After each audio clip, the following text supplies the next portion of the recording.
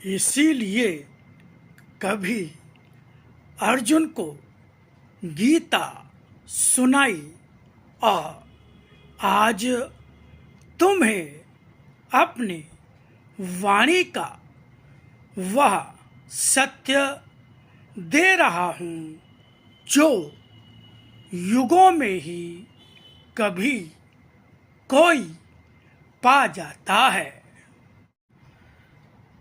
जो अभी आपने सुना है और आगे वीडियो में सुनेंगे वो साक्षात भगवान की वाणी है।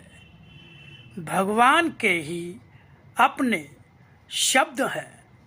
किसी साधु संत महात्मा के शब्द नहीं है, न ही परम पूज्य देवी माँ ने अपनी बुद्धि ज्ञान अनुभव अथवा चिंतन मनन करके लिखा है।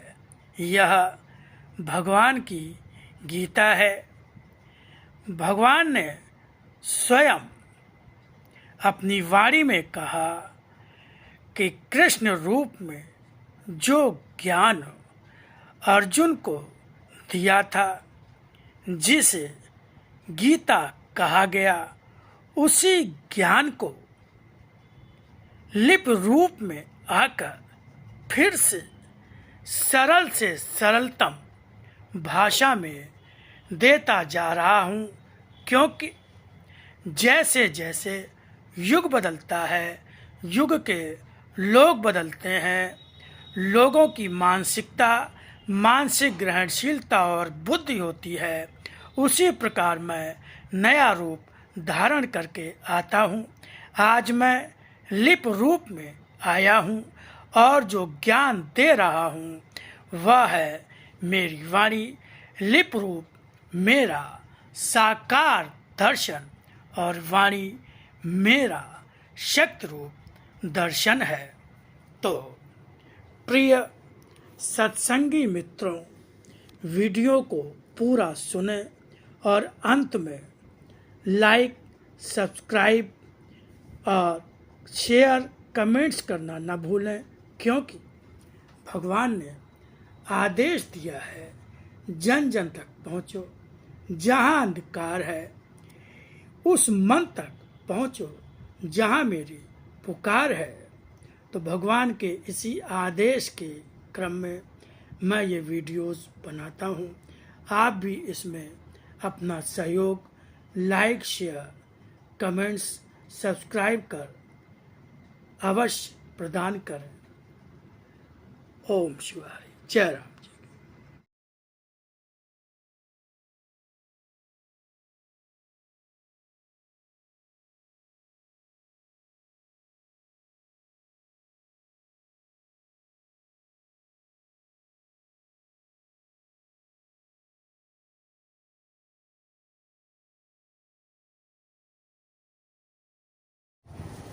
पशु आज भी तुम मनुष्यों के लिए अपना जीवन देते देखे जाते हैं और तुम मनुष्य उनकी भी निर्ममता पूर्वक हत्या करते ही रहते हो।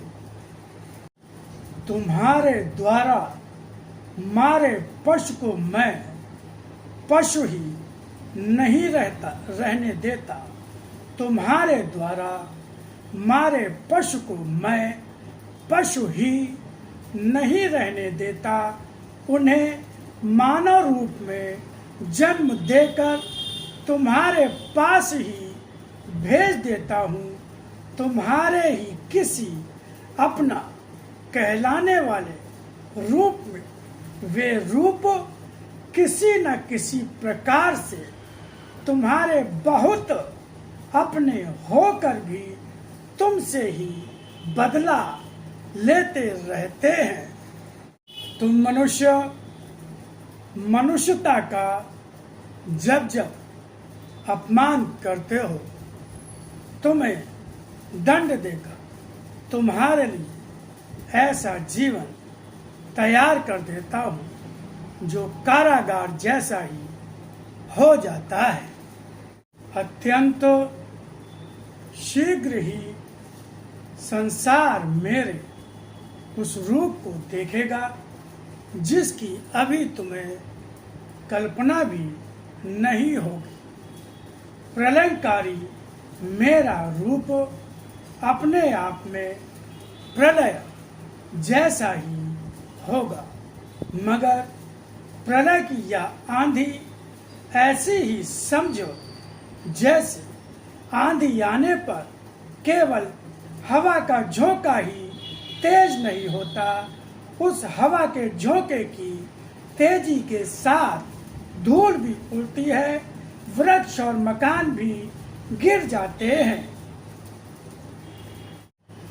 आंधी उतरते उतरते कभी कभी बादलों का आगम, उनकी गड़गड़ाहट और वर्षा की बूंदें भी आ जाती हैं। यह आती आंधी बहुत कुछ तुम्हारे लिए लाती है और बहुत कुछ तुमसे ले भी जाती है। इसी तरह आती प्रलय की आंधी के आने का कारण कोई और तो नहीं, मैं ही हूँ, और जब मैं ही उसका कारण और नियंत्रक शक्ति हूँ, तब तुम्हें भय क्यों हो? जो हो रहा है वह भी देखो, जो होगा वह मैं तुम्हें बता ही चुका हूँ, इसलिए केवल दृष्टा की भांति सब कुछ होते देखो। यहाँ सब कुछ आसान और सब कुछ कठिन है, यह समझना ही तुम्हें कभी कठिन कभी आसान लगता है।